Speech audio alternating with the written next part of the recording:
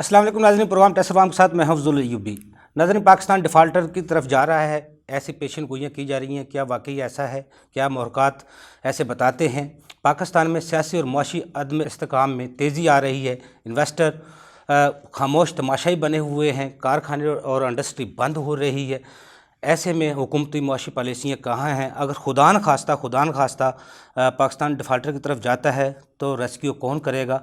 क्या मौजूदा हालात पर काबू पाया जा सकता है? क्या मौजूदा मसाइल हल हो सकते हैं? क्या टैक्स टारगेट पूरे हो सकते हैं? इस पर आज हम गुफ्तगू करेंगे। अस्सलाम वालेकुम, this is Yasir Akram.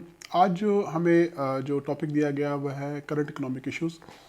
So being a legal consultant and being a financial consultant, हम बिजनेस एनालिसिस करते रहते हैं, बिजनेसमैन से कम्युनिकेट करते रहते हैं। तो we are very worried about the current economic situation of the Pakistan. हमारे वज़ीर ख़जाना भी चेंज हुए, तब भी हमारे ऊपर जो है ना वो चेंज नहीं आ सका जो आना चाहिए था। हमारा डॉलर बहुत ज़्यादा नीचे जा चुका है, हमारी क्या कहते हैं एक्सचेंज रेट डिस्टर्ब हो चुका है। और फर्स्ट ऑफ ऑल तो हमारी जो करंट एलसीज का इशू है, जो मोस्ट इम्पॉर्टेंट इशू है, वो हमें जो क्या कहते हैं हमसे मैनेज नहीं हो पा रहा। उसकी सबसे बड़ी जो हमारी जो रीज़न है वो ये है कि हमारे पास डॉलर नहीं है।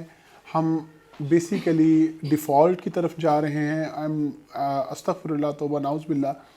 मैं ये हरगिज़ नहीं चाहूँगा कि हमारा मुल्क इस ऐसी सिचुएशन को फेस करे, बट ये लगता यही है कि हमारे पास जो है ना क्या कहते हैं $3 मिलियन सऊदी अरब का पड़ा हुआ है, चाइना के पैसे पड़े हुए हैं और यूए के पड़े हुए हैं। उसके अलावा हमारे पास रिज़र्व नहीं है। सो और दूसरा हमारी टोटल इकॉनमी जो है वो इंपोर्ट बेस है। अनलकीली अनफॉर्चुनेटली हमने पिछली हमारी हुकूमतों ने, इंक्लूडिंग खान साहब, इंक्लूडिंग हमारी PMLN और इंक्लूडिंग जो है पाकिस्तान पीपल्स पार्टी, तीनों ने इस तरफ जोर ही नहीं दिया कि हम मैन्युफैक्चरिंग की तरफ जाएं, हम मैन्युफैक्चरिंग यूनिट को इंक्रीज़ करें।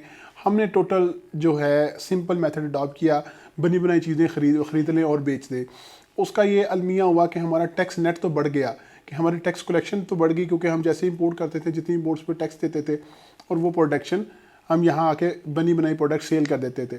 अब क्या हुआ कि हमारे पास परचेज़ करने के लिए पैसे ही नहीं है। इवन कि मेरे पास रिसेंटली भी मेरे पास एक केस आया जिसमें हमारी जो माल है वो पोर्ट कासम पे पड़ा हुआ है, और इवन कि हमारे पास ऑयल एलसी के लिए भी अब मसले मसाइल जनरेट हो रहे हैं। ऊपर से इसहाकदार साहब ने रिसेंटली जो हमारे क्या कहते हैं डेट एक्सटेंड की है, तो उसके साथ हमें रिक्वेस्ट भी की है कि जी आप दुआ करें इकॉनमी सूटेबल हो।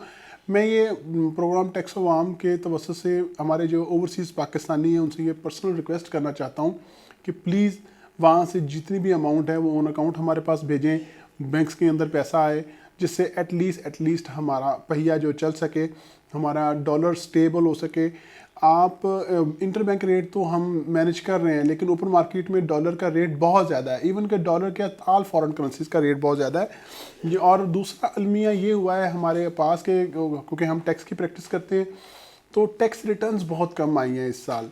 2022 में टैक्स रिटर्न्स और टैक्स कलेक्शन बहुत ज़्यादा डिस्टर्ब है due to uncertain economic and political conditions.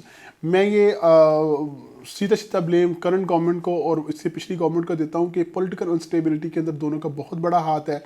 दोनों अपनी अपनी गेम खेलने पे लगे हुए हैं, लेकिन मुल्क की तरफ कोई भी नहीं देख रहा। मुल्क को इस वक्त इकोनॉमिक स्टेबिलिटी की ज़रूरत है, पॉलिटिकल इंस्टेबिलिटी की ज़रूरत है। और ये भी एक रिकमेंडेशन है टू द हायर अथॉरिटीज़ कि election as soon as possible होने चाहिए, कि बिजनेसमैन जो है उसका एतमाद बहाल हो, मुल्क के अंदर पैसा आए और जो इकॉनमी का ज़रिया चले। हम इसका हल यही बता सकते हैं कि जी एक तो इकोनॉमिक स्टेबिलिटी के लिए जल्द से जल्द इलेक्शन हो। दूसरा हमारी जो मैन्युफैक्चरिंग कैटेगरी है, आज से जो 5 साल का प्लान बनेगा उसमें मैन्युफैक्चरिंग कैटेगरी को प्रायोरिटी रखा जाए, हमारे इंपोर्ट एक्सपोर्टर्स को रिलीफ दिया जाए, इंडस्ट्रियल जोन्स को आबाद किया जाए। हमने इंडस्ट्रियल जोन बना तो दिए अंडर CPEC प्रोजेक्ट्स, लेकिन उनके अंदर इंडस्ट्री नहीं लगा पाए। हमने ज़मीन दे दी है, लॉजिस्टिक दे दी है, लेकिन इन्वेस्टर नहीं ला पाए। तो इसमें बोर्ड ऑफ इन्वेस्टमेंट का भी बहुत बड़ा किरदार है कि बोर्ड ऑफ इन्वेस्टमेंट भी हमारे फंड्स लाने में नाकाम हो चुका है। तो उन्हें चाहिए कि बड़ी इंटरनेशनल कंपनीज़ को अट्रैक्ट किया जाए। अभी रिसेंटली टेलीनॉर सेल हो गया, टेलीनॉर ने पाकिस्तान में अपनी कंपनी सेल कर दी है। It is very alarming. So आप इसको चीज़ों को देखें कि हम इंटरनेशनल कंपनीज अपना बजट हमसे निकाल के लेकर जा रही हैं। ये इंतहाई जो तशवीशनाक अमल है। सो हम तो पूरी जो है ना पाकिस्तान के लिए दुआगो हैं और हमारा जीना मरना पाकिस्तान के साथ है और हम उम्मीद करते हैं इंशाल्लाह हमारी जो पॉलिटिकल क़यादत है और वो इसको ज़रा बड़ा सीरियसली लेगी। Thank you.